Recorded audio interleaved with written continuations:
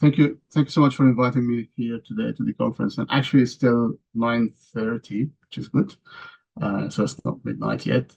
Um, so welcome everybody. Today I'm try to diving into the evidence-based medicine and integrating this clinical experience with patient value and what's the best available research information we have. Um, to start with, I don't have any conflict of interest to declare. And I would like everybody looking or watching this to embrace skepticism. Questioning all information would be happening, even mine today. Being a skeptical doctor is ethical. It's I feel that being ethical to avoid deception when practicing medicine. Um, we owe to this to the patients to be skeptical so we can be able to differentiate between science, nonsense, and pseudoscience. Skepticism is not just accepting or rejecting claims, but withhold judgment until sufficient evidence is available to make decisions. I'm going to start with this small lunch break chat with two doctors. One is expert old guy and one is a young enthusiastic who started talking about a new study about improving the acute pain management in the emergency and suggesting some algorithm computer-based protocols.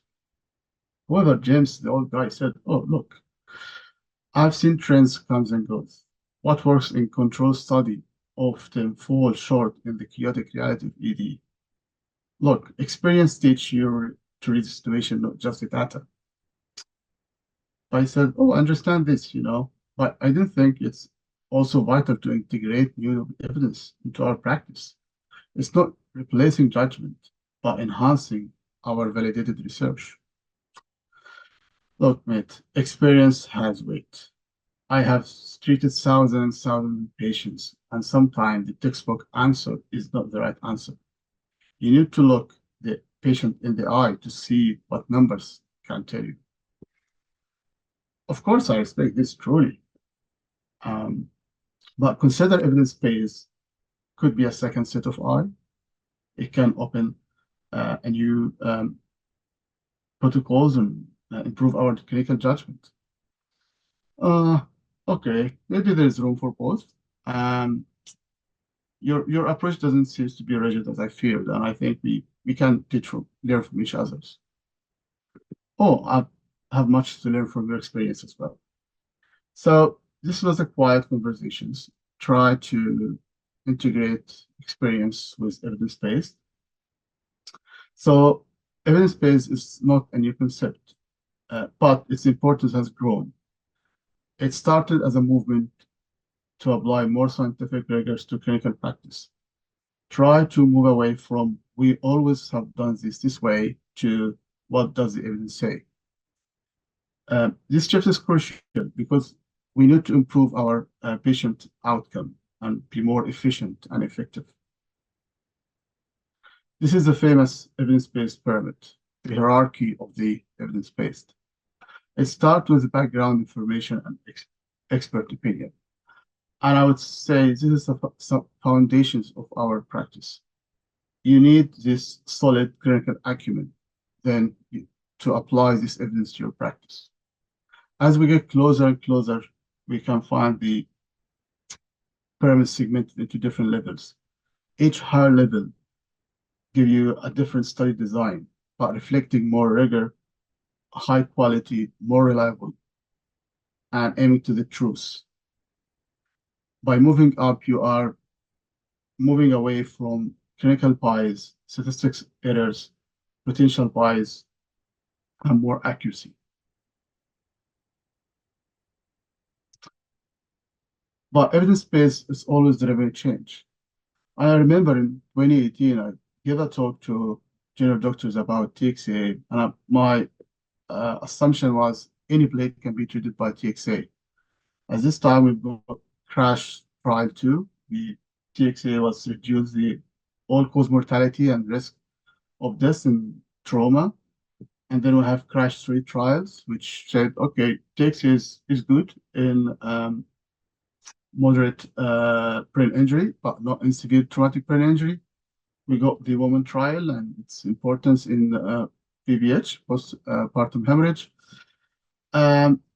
We used to use tranexamic acids in epistaxis, but we found that no back trial said no. There's no difference between placebo versus TXA in using off anterior nasal pack. I used to use TXA or GI plate, but the evidence said no. Halted trial said there's no any difference in using TXA versus placebo. So after a few years now, I moved away from using TXA and in epistaxis and GI plate because there's so much evidence.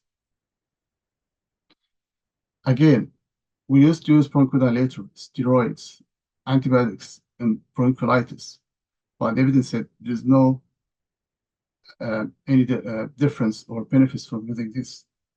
All just you need is to focus on hydrations and maybe some oxygen supplement. So yes, evidence base can drive change. And of course, what you learn today change tomorrow. We need to get updated and we need to learn and keep. So I will just now try to break down the EPM into main 5 steps. First of all, by asking questions. And I give you an example. You last week, a few days ago, saw your senior doctor ask you to give a TXA before putting anterior nasal pack in epistaxis patients. And he said, you have to do this. This is the best way to stop bleeding. And then you ask yourself, is it real or not? So you started to do your research. So you're asking yourself first by formulating a PICO questions. And this will be in adult with acute epistaxis. So this is the populations. Using TXA, this is interventions, versus placebo, the comparison. Reduce the need of nasal pack compared to usual care. This is the outcome. So by formulating a PICO question, then you can then go for research for acquiring the evidence. By doing your research, this is a technique, this is skills you need to learn. You can go for a database like PubMed, but nowadays because we're quite lazy, there's few different websites like Journal Feed and Bottom Lines is already have a critically appraised papers. Sorry. And then after going to this PubMed, you need to critically appraise this paper. And I think this is the next talk about it, how to make sure this paper worth reading or not. After this, you need to apply it. And when you apply it, you need to consider the patient values, the resources you have, the system you are working, the local guidelines. And after this, you need to reassess your evidence.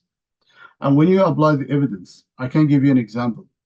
In our practice, if patient coming with query subarachnoid hemorrhage and it's beyond 6 hours, then the protocol will be doing a non-con CT, and then if it's normal, then you go for a LP after 12 hours. This is the guideline. This is our protocol. But when to come to applying this, you need to look at the patient preference. If you go to the patient and telling them this is my approach, patient may say, no, I will never ever get LP because I have a bad experience. And even if you try to explain the benefits, risk, blah, blah, blah, they may still insist not to having LP. Then the best evidence not applying to these patients. Then you need to think about something else, which may be CT angio, and bear in mind all the drawbacks of whatever the contrast or the incidental finding, blah, blah, blah.